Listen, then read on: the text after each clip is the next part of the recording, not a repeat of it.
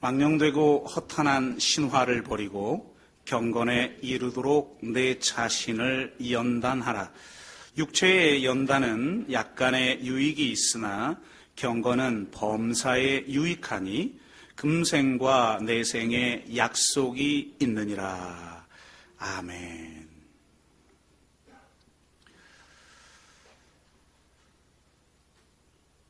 네, 오늘 말씀은 원래 그 특세 시작하는 주에 말씀드리려고 하는 주제입니다. 그런데 이번 3.1절이 그 100주년 기념이라 대부분의 교단들이 다음 주 2월 24일을 3.1운동 100주년 기념 예배를 드리는 것으로 이렇게 결정을 했기 때문에 저희 교회도 다음 주에는 이 3.1운동과 기독교가 어떤 관계가 있는지 3.1운동을 통해서 지금 우리를 돌아보는 이제 그런 시간을 좀 가지려고 하는데요.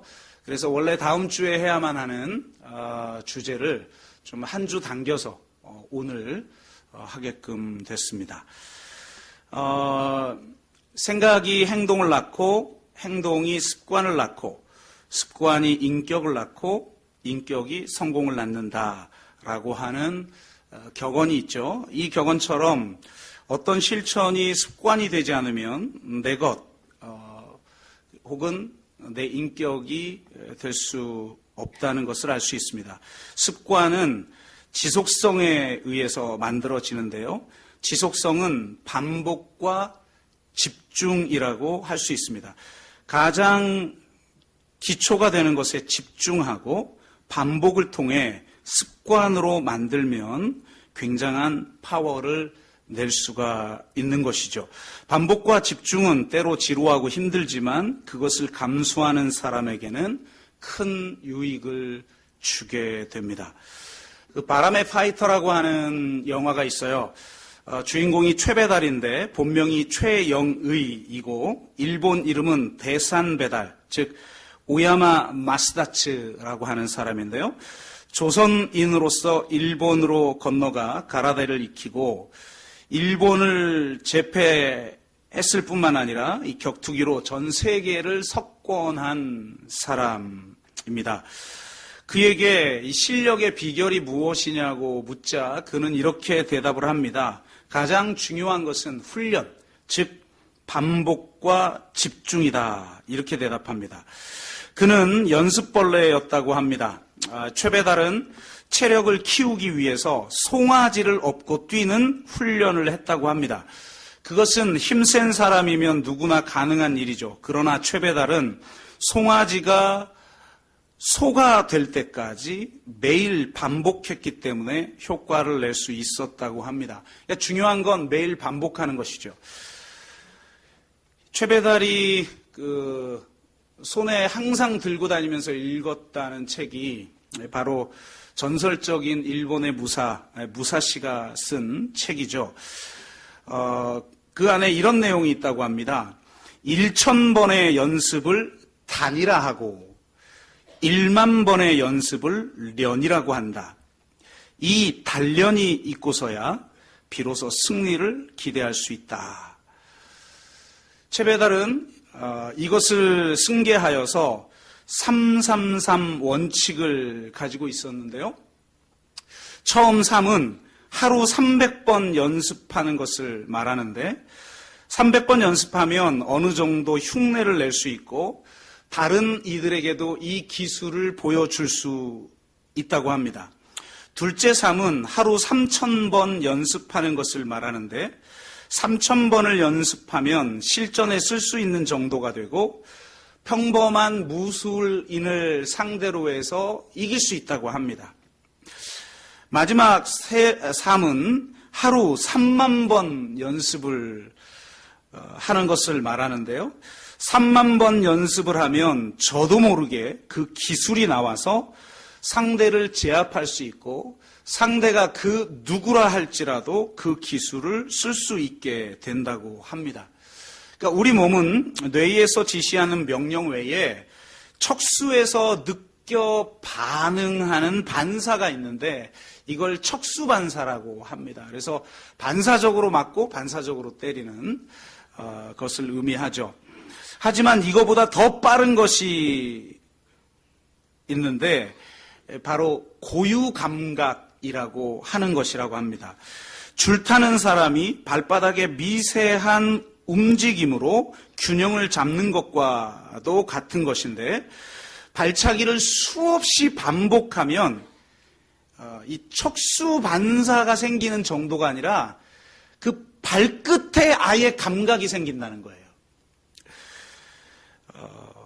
이런 경우를 발끝에 눈이 생기는 것이다 라고 이 무술인들은 말한답니다. 그러니까 이게 습관의 힘이라는 게 이렇게 놀라운 것이죠. 그러니까 지금까지 제가 말한 것은 육체 단련에 해당하는 것인데요. 성경은 이에 대해서 분명하게 이야기를 하죠. 육체의 연단은, 이 연단은 단련이라는 뜻입니다. 훈련, 단련, 연단. 연단은 약간의 유익이 있으나 경건은 범사에 유익하니, 그러니까 이 경건은 단지 그 몸의 유익 정도를 넘어서서 모든 일에 유익을 주는 것이 바로 경건이다. 금생과 내생의 약속까지 있다. 이렇게 말을 합니다. 그래서 사도 바울은 이렇게 권면하죠. 망령되고 허탄한 신화를 버리고 경건에 이르도록 내 자신을 연단하라. 경건에 이르도록 훈련하라. 다른 말로 말하면 경건이 습관이 되도록 하라라고 말하고 있습니다. 여러분, 습관이 영성인 것입니다. 영성은 무슨 신비한 체험이 아니라 우리의 습관입니다. 왜 그런지를 오늘 함께 살펴봄을 통해서 우리가 참 경건에 이르는 그런 삶을 저와 여러분이 함께 살아가기를 주의 이름으로 축복합니다. 먼저 오늘 메시지를 위해서 영상 하나를 보여드리겠습니다. 유튜브에서 또 많이 사람들이 본 그런 영상인데요. 오늘 주제와 관련이 있어서 먼저 보여드리고 본론으로 들어가겠습니다. It's like riding a bike, meaning it's really easy and you can't forget how to do it, right? But I did something. I did something that damaged, like many 6-year-olds with a MacGyver mullet, I learned how to ride a bike when I was really young. I had learned a life skill and I was really proud of it. Everything changed though when my friend Barney called me 25 years later. Where I work, the welders are geniuses and they like to play jokes on the engineers. He had a challenge for me. He had built a special bicycle and he wanted me to try to ride it. He had only changed one thing. When you turn the handlebar to the left, the wheel goes to the right. When you turn it to the right, the wheel goes to the left. I thought this would be easy, so I hopped on the bike ready to demonstrate how quickly I could conquer this. And here he is, ladies and gentlemen, Mr. Destin Sandlin. First attempt riding the bicycle. All right. So the faster I go, the better. Yeah. I couldn't do it. You can see that I'm laughing, but I'm actually really frustrated. In this moment, I had a really deep revelation. My thinking was in a rut. This bike revealed a very deep truth to me. I had the knowledge of how to operate the bike, but I did not have the understanding. Therefore, knowledge is not understanding. Look, I know what you're probably thinking. Destin's probably just an uncoordinated engineer and can't do it. But that's not the case at all. The algorithm that's associated with riding a bike in your brain is just that complicated. Think about it. Downwards force on the pedals, leaning your whole body, pulling and pushing the handlebars, gyroscopic precession in the wheels. Every single force is part of this algorithm. And if you change any one part, it affects the entire control system. They're just going to power through it. It doesn't work. Your brain cannot handle this. For instance, this guy, I offered him $200 just to ride this bike 10 feet across the stage. Everybody thought he could do it. No, you didn't understand. And go.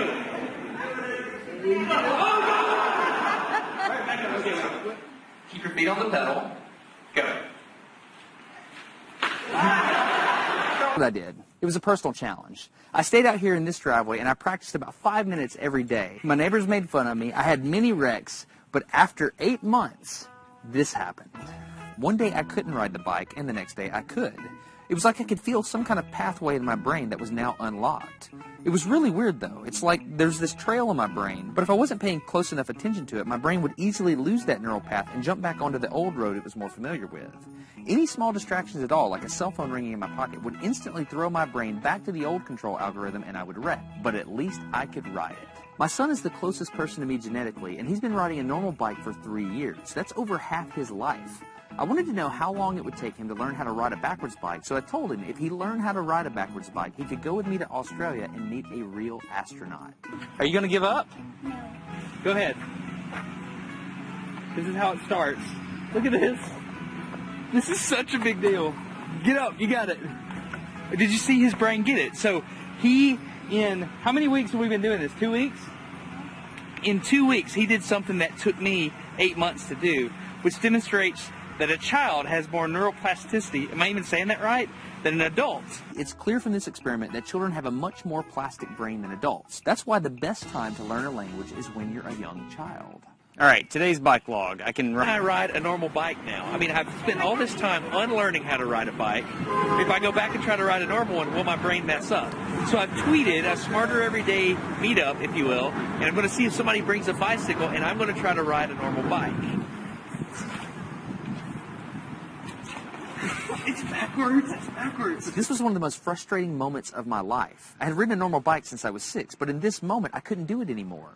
I had set out to prove that I could free my brain from a cognitive bias. But at this point, I'm pretty sure that all I proved is that I could only redesignate that bias. So what you're not seeing is just a group of people here looking at me, looking at the strange American that can't ride a bike because they think I'm dumb. But I'm actually 2 levels deep into this because I've learned and unlearned. All right. After 20 minutes of making a fool out of myself, suddenly my brain clicked back into the old algorithm. I can't explain it, but it happened in a very specific moment.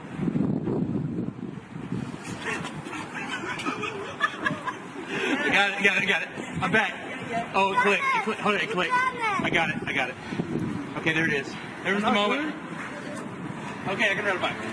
I tried to explain this to the people around me, and they just didn't get it. They thought I was faking the previous 20 minutes, and I couldn't get anybody to believe me. That looked like I faked that, didn't it? Yeah. Just a face. You think I'm faking. You don't believe me. That looks so weird. You were like, You think I'm lying, don't you? So I learned 3 things from this experiment. I learned that welders are often smarter than engineers. I learned that knowledge does not equal understanding. And I learned that truth is truth, no matter what I think about it. So be very careful how you interpret things, because you're looking at the world with a bias, whether you think you are or not. 그러니까 이게 굉장히 중요한데요. 저는 이 영상을 예전에 보면서 야, 왜 이렇게 어른들은 안 변할까? 9년 동안 설교를 해도 또 똑같은 말을 하는데 왜 그럴까? 정확하게 이해가 됐어요. 머리로 인식을 해도 그것이 진정한 이해는 아니라는 겁니다. 진정한 이해는 머리가 아니라 온몸으로 직접 겪는 것을 통해 얻어지는 것이고 반복적인 실천을 통해 새로운 감각이 생겨나는 것을 의미하는 거예요. 지식과 이해는 일치하지 않아요. 이해는 반복적 실천을 통해 온 몸으로 깨달아 얻어지는 거라는 겁니다. 이게 오늘 주제에서 왜 중요한가에 대한 이야기를 좀 드리고자 하는데요.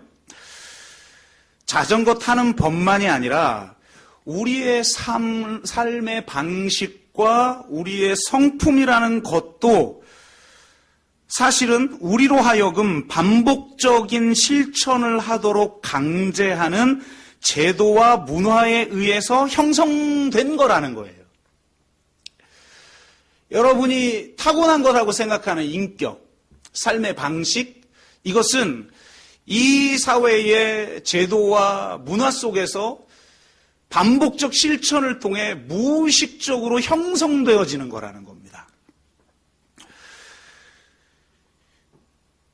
제도와 문화는 무의식적 차원에서 반복적 실천을 통해 우리를 욕망하는 인간으로 만드는 거예요. 그러니까 여러분이 무엇인가를 욕망한다는 건 여러분이 원래 다 그걸 욕망하도록 태어났기 때문에 욕망하는 게 아니라 그것을 욕망하도록 형성되어졌기 때문에 욕망한다는 거예요. 욕망이라는 근본적인 에너지는 타고난 것일 수 있겠으나 욕망의 내용은 형성되어지는 것입니다. 욕망은 반복적 실천, 즉 습관이 만들어내는 거예요. 우리가 무엇을 욕망한다는 것은 그것을 욕망하도록 반복적 실천을 했다는 것을 의미해요. 이건 의식적 차원이 아니죠. 예를 들어 내가 돈을 사랑해요. 야, 돈 사랑해야 돼. 돈은 중요해. 세상이 그렇게 나한테 인식적으로 지식적으로 메시지를 줘서가 아니라 돈을 사랑할 수밖에 없도록 무의식 중에 그것을 욕망하도록 내 삶에 반복적 실천을 하도록 만든다는 거예요. 사회는. 제가 쉬운 예를 하나 들자면 이렇습니다. 제가 군목을 하다가 너무 이 저질 체력 때문에 힘든 거예요. 그래서 운동을 하기로 작정을 했어요. 제가 제 평생 뭐 밤에 뭐 통닭을 뭐 10마리 먹을 수도 없지만 먹고 자도 살이 안 쪄요, 저는. 평생 65kg를 넘어본 적이 없어요. 결혼을 해도 마찬가지였어요. 보통은 결혼하면 살찐다고 그러던데 저는 결혼하고 더 굶기 시작했으니까 이 살이 안 찌는 거예요. 그러니까 안 되겠다. 이 체질적으로도 살도 안 찌고 체력도 막 너무 힘드니까 목회라는 게 이게 점점 이렇게 체력도 떨어지고 그래서 제가 작정을 합니다. 그래서 헬스장, 그 당시 제가 군산 비행장에 있었기 때문에 미군 헬스장에 가서 운동을 했어요.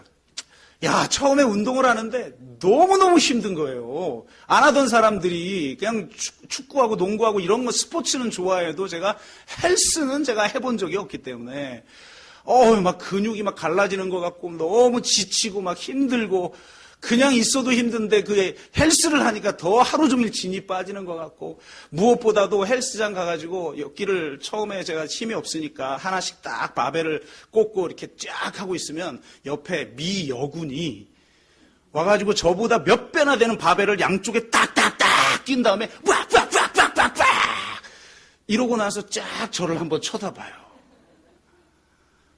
얼마나 이 모욕적인지. 내가 때려쳐야지. 내가 창피해서 여기 더 이상 운동도 못하겠다. 이런 마음이었으나, 그래도 내가 어쨌든 체력을 한번 회복해야겠다. 그러고 정말 굳은 결심으로 운동을 했어요. 무슨 일이 있어도 아무리 바빠도 일주일에 5일 이상 운동을 했습니다. 운동을 하고 싶어서 한 것이 아니라 운동을 해야 하기 때문에 했어요. 그런데 그렇게 1년 가까이 하고 나니까 운동이 습관이 됐어요. 운동이 습관이 되고 나니까 하루라도 운동을 하지 않으면 온몸이 찌뿌둥하여서 견딜 수가 없어요. 그러니 아무리 바빠도 운동을 하지 않고는 견딜 수 없어서 헬스장으로 달려가게 되는 거예요. 그러니까 이제는 운동을 해야 하기 때문에 운동을 하는 게 아니라 운동을 하고 싶어서 운동을 하는 거예요. 운동을 욕망하게 되는 거예요. 그 운동을 하지 않고는 견딜 수가 없게 되는 거예요. 그러니까 제가 처음부터 운동을 하고 싶은, 특히 헬스라고 하는 운동을 하고 싶은 욕망이 내 안에 있었던 거 아니에요. 단 1%도 없었어요. 저는 축구나 뭐 농구 이런 거 막 하는 걸 좋아하지. 그 제자리에 앉아가지고 막 엿기나 들고 있는 거, 그건 무식한 인간들이나 하는 것이다. 막 이렇게 생각을 했었는데, 하니까 욕망이 생겨요. 안 하면 견딜 수가 없어요. 그래서 그렇게 했더니 나중에 제가 평생 넘어보지 못한 65kg를 넘어 72kg가 돼서 제대를 했어요. 무슨 말이냐? 욕망은 만들어지는 겁니다. 문화와 제도 안에서 반복적으로 실천하는 것을 인류학이나 사회학에서는 의례라고 합니다. 우리 국민의례 있잖아요. 이 의례가 우리의 욕망을 만들어내고 우리의 인격을 만들어내요. 반복적이고 의례적인 실천을 통해 우리는 이 세상의 가치와 특정한 대상을 욕망하는 거예요. 여러분, 제가 예전에 변호인이라는 영화를 봤는데 그 노무현 전 대통령이 변호사 시절에 있었던 일들이잖아요. 그 내용 중에 그때는 뭐였죠? 어쨌든 그런 쪽에 일하는 사람이 그 변호사를 이렇게 때립니다. 때리는데 갑자기, 기억납니까? 동해물과 백두. 이게 열리니까 때리다가 자동으로 죽여 말아. 이렇게 되잖아요. 이 의뢰의 힘이라는 건 무서운 거예요. 우리의 욕망을 형성하는 의뢰를 예전이라고 부릅니다. 예전. 우리가 그 예배 드린다, 예전한다, 예전을 집전한다, 뭐 이런 말 쓸 때 그 예전이죠. 그런 의미에서 이 세상의 제도와 문화는 하나의 예전입니다. 이 세상의 제도와 문화는 반복적이고 의례적인 실천으로 우리를 이끌며 우리의 삶의 방식과 성품을 형성하죠. 즉, 문화적 제도와 의례는 우리의 삶의 방식과 성품에 대해 형성적 힘을 지닌 예전이라는 거예요. 여러분, 지식이 우리의 삶의 방식과 성품을 만드는 것이 아닙니다. 습관이 우리의 삶과 성품을 만드는 거예요. 습관이 우리의 욕망을 형성하고 그 욕망이 우리의 삶과 성품을 만들어내는 것입니다. 우리가 생각하는 것이 우리 자신이 아니라 우리가 욕망하는 것이 우리 자신인 거예요. 나는 생각한다, 고로 존재한다 라고 데카르트가 말했지만 사실 더 본질적인 것은 이거예요. 나는 욕망한다, 고로 존재한다. 우리가 욕망하는 바, 즉 우리가 사랑하는 바가 바로 우리 자신인 거예요. 이게 왜 중요한가? 아주 중요한 시사점을 우리에게 주고 있는데요. 왜냐하면 이것은 우리가 가지고 있는 생각이 그리스도인이라는 정체성을 만드는 것이 아니라 우리가 욕망하는 것이 그리스도인의 정체성을 만든다는 거예요. 많은 사람들은 자신이 그리스도인이라고 생각해요. 왜? 그리스도인이 되기 위해 필요한 지식들을 내가 알고 있기 때문이죠. 어렸을 때부터 주일학교를 다닌 사람은 더욱더 그렇습니다. 그러나 우리는 생각의 차원에서만 그리스도인이라는 정체성을 가지고 있는지도 모릅니다. 정작 더 중요한 욕망의 차원, 우리의 정체성을 만들어내는 욕망의 차원에서는 전혀 그리스도인이라는 정체성을 가지고 있지 않을지도 모르는 일이죠. 그렇기 때문에 정말 중요한 것은 단지 생각을 바꾸는 것이 아니라 욕망을 바꿔야 내 삶이 변하고 내 인격이 변화되는 거예요. 미국에서 목회하던 어느 목사님이 목회를 하면서 담배를 피웠다고 그래요. 미국은 담배 피우는 게 죄가 아니잖아요. 저 독일은 맥주 마시는 게 죄가 아니고. 그래서 미국에 가서 담배 피고 독일에서 술 먹고 여기 와서 목회를 하면 괜찮을 것 같다. 이런 생각도 들긴 하잖아요. 근데 이분이 어쨌든 건강에는 안 좋으니까 그래도 좀 끊는 게 좋겠다. 그리고 좀 좋은 목사, 좀 이런 걸 끊으면 더 좋은 목사가 되지 않겠냐라고 생각해서 하나님 앞에 금식하며 기도했다고 그래요. 그래서 열심히 금식하고 기도했는데 담배가 안 끊기는 거예요. 무섭죠? 여러분, 내가 끊겠다고 끊어집니까? 내가 저 자전거를 잘 타야지라고 한다고 탑니까? 8개월 걸려요. 저 자전거 타는데.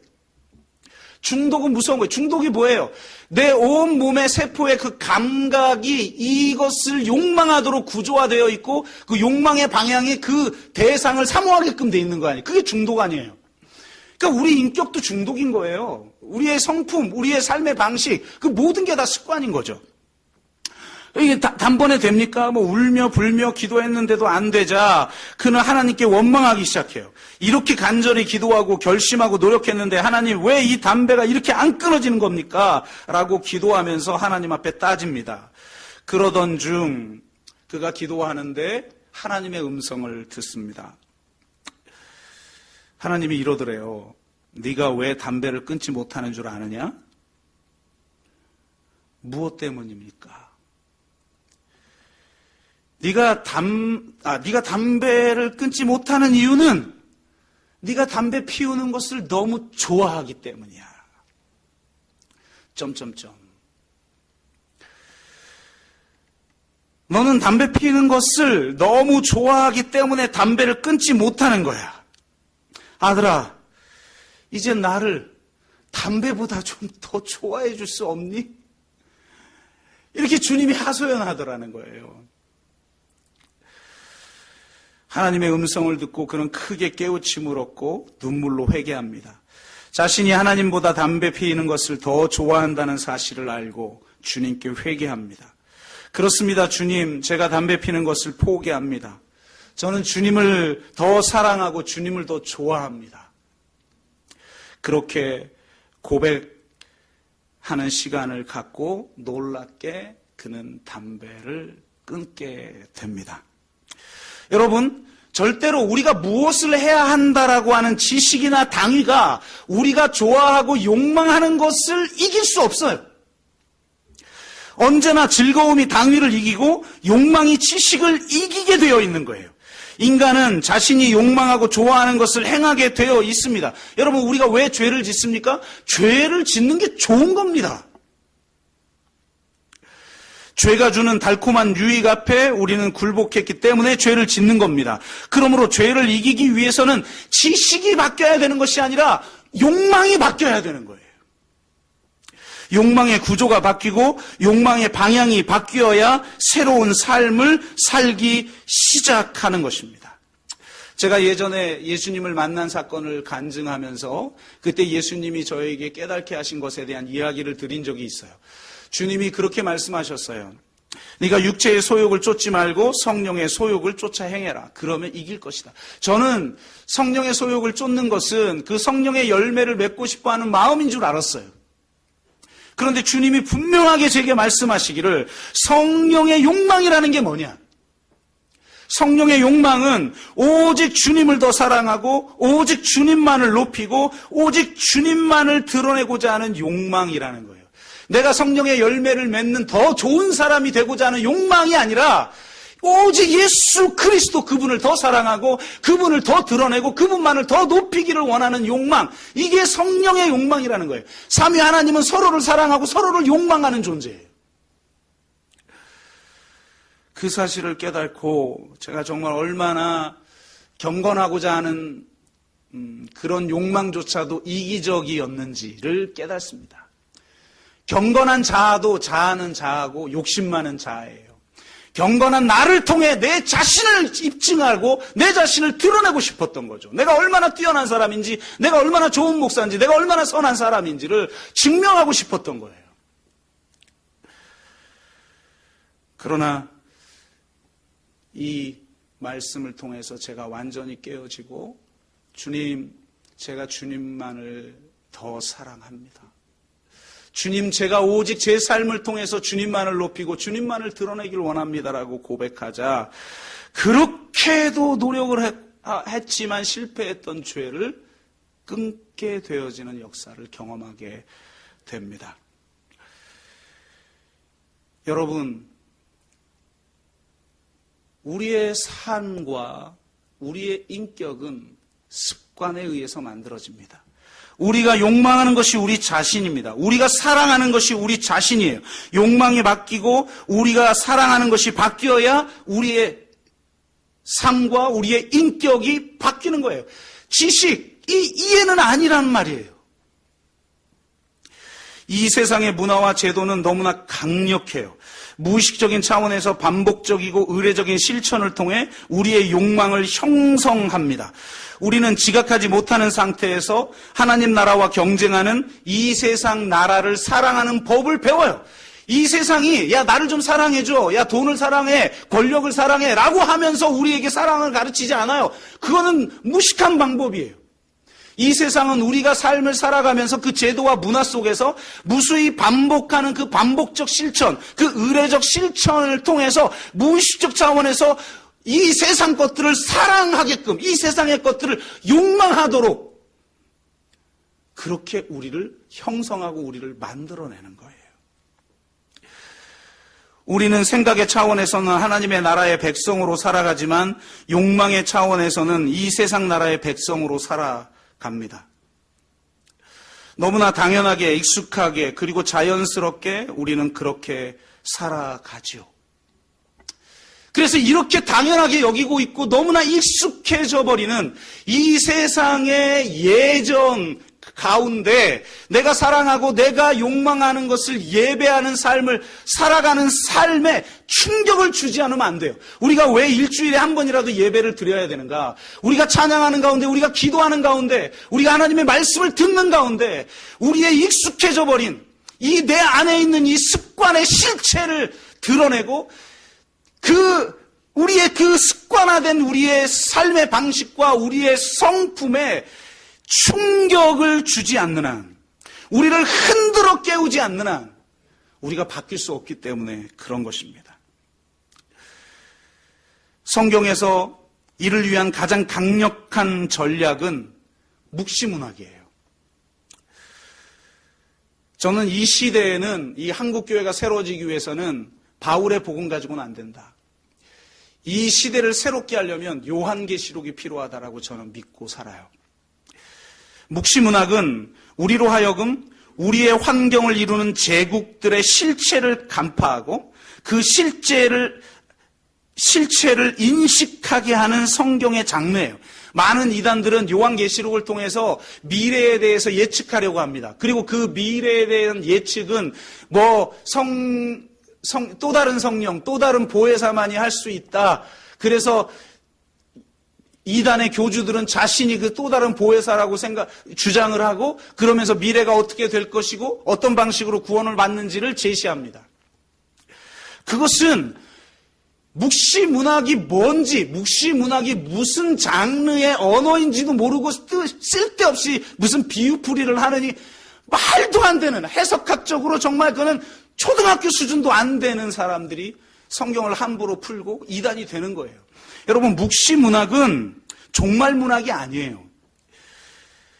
묵시문학의 핵심은 예측이 아니라 폭로예요. 묵시가 뭡니까? 커튼을 걷는다는 거예요. 이 세상의 현상적인 걸 볼 때 이 세상이 강력한 거예요. 이 세상의 그 문명을 볼 때 너무나 영광스럽고 너무나 매혹적인 거예요.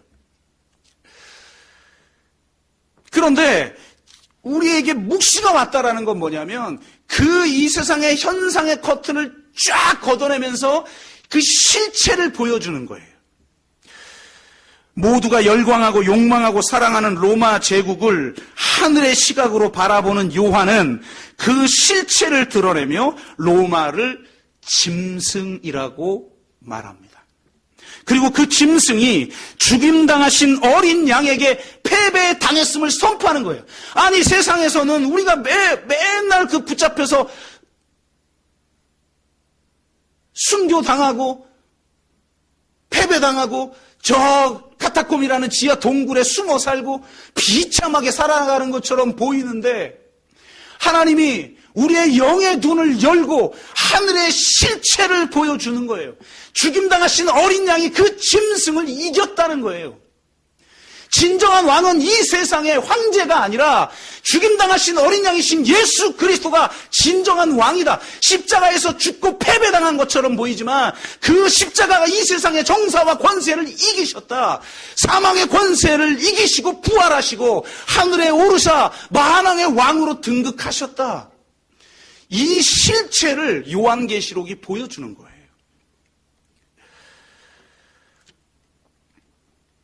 묵시문학은 악과 억압이 횡행하는 위기의 시대에 하나님의 백성을 지탱하는 역할을 합니다. 묵시를 통해 초월적 현실을 보여주며 진리가 나타나는 동시에 그 진리로 말미암아 악의 실체를 드러냅니다. 그러니까 묵시문학은 역사 한가운데에서 패배당하는 것처럼 보이고 핍박당하고 있는 것처럼 보이고 그렇게 참 힘없이 살아가고 있는 것처럼 보이는 너희들이 사실은 승리자고 이 세상에 억압하는 자, 악으로 말미암아 자기 유익을 추구하는 자들, 그리스도인을 핍박하는 자들, 그런 자들이 이미 패배당한 자들이라는 것. 그래서 그들을 가차없이 비판하고 하나님의 백성으로 말미암아 이에 저항할 것을 권면하며 현존하는 악이 곧 격파될 것이라는 희망을 선포하면서 이 고난과 이 어려운 싸움, 마치 패배당하는 것처럼 보이는 이 지난한 싸움, 이 싸움을 포기하지 말고 견디라고 우리를 독려합니다. 묵시문학은 복음이 도덕적 교훈이나 심리적 위안이나 편의적 삶에 대한 보장 따위가 아니라 우주적인 영적 차원의 전쟁임을 보여줌으로써 그 싸움에 동참하도록 우리를 호출하고 하나님의 백성으로 하여금 끝까지 견디고 신실하게 싸워 승리하도록 우리를 도전합니다. 끝까지 싸우고 이기는 자에게 면류관이 예비되어 있느니라. 귀 있는 자는 들을지어다. 아멘. 계시록의 말씀을 통해서 우리는 우리가 사랑하고 욕망하는 것의 실체를 보아야 합니다. 그리고 근본적인 회개를 해야 합니다. 더 중요한 것은 새롭게 욕망하고 새롭게 사랑하기 위해 새로운 예전을 통해 경건을 훈련해야 합니다. 여러분, 무슨 극적 체험이 우리의 인생을 만들어내는 게 아니에요. 물론 극적 체험은 우리를 시작할 수 있게 만들어요. 새로운 시작을 할 수 있게 만들어요. 그러나 그것이 다가 아니라는 거예요.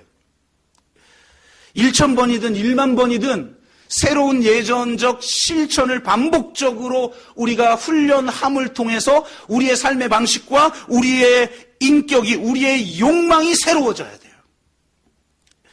새로운 욕망을 불러일으키는 의례를 통해 경건을 훈련해야 하는 것입니다. 여러분, 이 세상에 생각의 차원에서 무신론자가 있을 수는 있어요. 하지만 삶과 인격의 차원에서는, 즉 욕망의 차원에서는 무신론자는 존재하지 않습니다. 인간은 영적 존재이기 때문에 누구나 무언가를 예배해요. 사람은 자기가 욕망하는 것, 자기가 사랑하는 것을 예배합니다. 이것을 뒤집으면 무슨 말이냐면 우리가 누군가를, 무엇인가를 예배한다는 것은 그것을 욕망하고 그것을 사랑한다라는 거예요. 사랑하지도 않고 욕망하지도 않는데 예배하는 건 그냥 지식적 차원에서, 아직 이해에 도달하지 못한 지식적 차원에서 그냥 예배를 드리는 행위를 하고 있는 것에 불과한 것입니다. 예배한다는 것은 예배하는 그 대상을 욕망하고 사랑한다는 것을 의미합니다. 우리가 욕망하고 사랑하는 것을 우리는 담게 되어지는 것이에요. 그래서 우리가 예배하는 것이 바로 우리 자신입니다. 우리는 우리의 욕망을 형성하는 강력한 예전을 평일 동안 반복적으로 실천합니다. 아침에 가고 싶지 않아도 벨이 울리면 일어납니다. 그렇게 가고 싶은 사람 거의 없죠. 가기 싫어도 직장 갑니다. 학교 갑니다.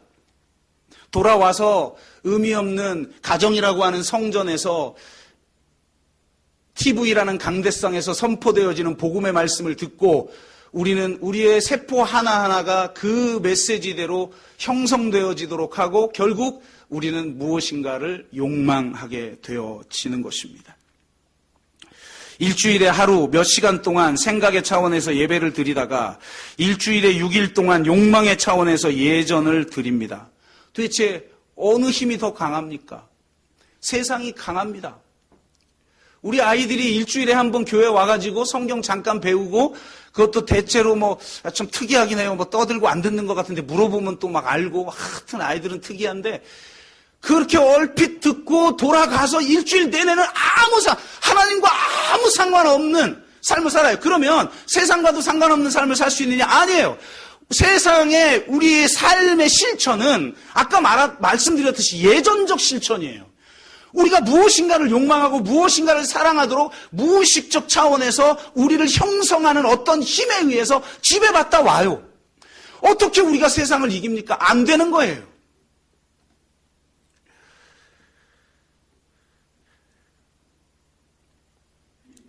그렇기에 왜곡된 왕국에 대한 비전을 욕망하고 우상을 섬기도록 만드는 이 세상의 예전적 힘에 맞서는 대항적 습관, 대항적 실천, 대항적 예전이 필요한 거예요.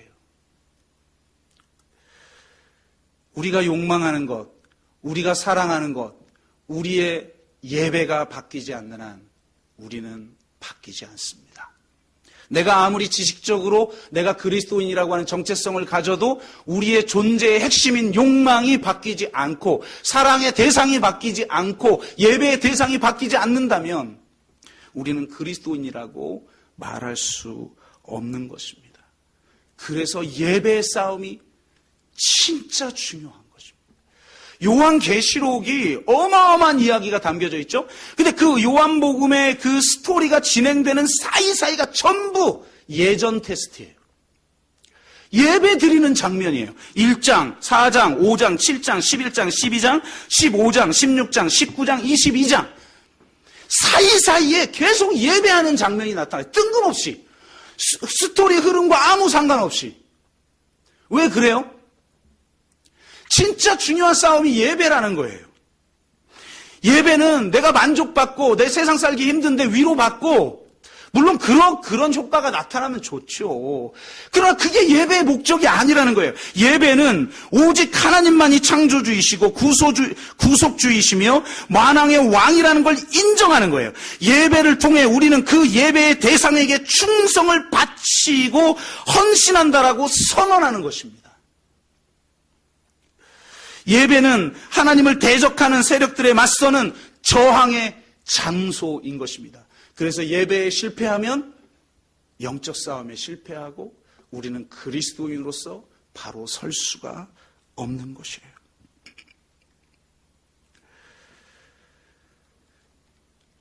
말씀을 맺습니다. 우리는 우리의 삶과 성품을 새롭게 하는 예전적 힘을 가지고 있습니까? 우리의 삶의 방식, 우리의 성품 다 습관입니다. 화내는 거? 우리 남편이랑 살아보세요. 화 안 날 수가 없어요. 왜 그런지 알아요? 화가 나도록 예전적 실천을 반복적으로 했기 때문이에요. 생각도 습관이에요. 여러분 보세요. 내가 경건한가 아닌가 언제 결정돼요? 고난이 결정하는 거예요. 어떤 사람은 고난이 오면 불평하는 거예요. 그게 습관화되어 있는 거예요. 내 그 알고리즘, 내 그 모든 신경계, 내 세포의 그 구조, 내 세포의 나의 세포 하나하나의 그 모든 방향이 화를 내도록 구조화되어 있고 경로화되어 있는 거예요. 그러니까 자동으로 그냥 화가 나는 거예요. 그런데 내가 경건의 훈련을 했다는 게 뭐냐? 그 고난 한가운데서 고난이 우리를 절망케 할 때, 우리의 대적들이 나를 공격할 때 경건의 훈련을 한 사람은 무릎을 꿇어요. 하나님, 왜 나에게 이런 고난을 주세요? 따지고 원망하는 게 아니에요. 하나님, 이 사건을 주신 당신의 뜻이 무엇입니까? 내가 무엇을 하길 원합니까? 라고 물어요. 이게 습관화되지 않는 한 절대로 세상을 이길 수 없어요. 그리스도인이 된다는 것은 새로운 예전 안에서 반복적 실천을 통해 새로운 습관을 갖는 겁니다. 습관이 영성이에요. 새로운 습관을 통해 새롭게 욕망하고 새롭게 사랑하고 새롭게 생각하고 새롭게 예배해야 합니다. 이번 특별 새벽기도 주제가 그리스도인이 된다는 것입니다. 5가지 주제를 정했어요. 예전적 실천의 가장 기본이 되는 예배, 세례, 말씀, 성찬, 기도에 대해서 나누게 될 거예요. 너무 진부하고 너무 뻔하죠. 그런데 요한계시록에 나타난 그 예배가 이 세상에서 내가 핍박당하고 이 세상에서 패배당하고 이 세상에 소외된 자로 살아가고 있는 것처럼 보였던 자가 하늘이 열리면서 하늘의 실상을 보고 하늘의 예배를 보면서 죽임당하신 어린 양이 승리하셨구나. 죽임당하신 어린 양이 이 세상을 이기셨구나. 그걸 깨닫고 선한 싸움을 끝까지 싸우고 신실한 증인이 되어 이기는 자가 되게 만드는 것입니다. 이 단순한 예전적 실천이 얼마나 급진적이고 얼마나 혁명적이고 얼마나 강력한 영적 무기인지 그것에 대해서 우리가 함께 나누기를 원하고 저와 여러분이 정말 새로운 습관을 만들어가는 진정한 영적 생활이 되기를 주의 이름으로 축복합니다. 제가 마무리 기도합니다. 하나님 감사합니다. 무의식적 차원에서 예전적 실천을 통해 우리는 세상을 욕망하고 우상을 섬기고 살아갑니다. 지식적으로는 그리스도인인 줄 모르지만 내 존재로는, 내 욕망으로는 세상을 욕망하는 가짜 그리스도인으로 살아가고 있지는 않은지 우리를 돌아보게 하시고, 정말 허탄한 신화를 버리고 경건에 이르도록 연습하고 단련하라고 말씀하신 주님의 말씀을 붙들고 새로운 습관, 새로운 실천, 새로운 예전을 통하여서 진정으로 그리스도를 닮고 참 하나님 나라의 백성으로서 하나님의 선교에 동참하는 우리 모두가 될 수 있도록 인도하여 주시옵소서. 감사드리며 예수 그리스도의 이름으로 기도드리옵나이다. 아멘.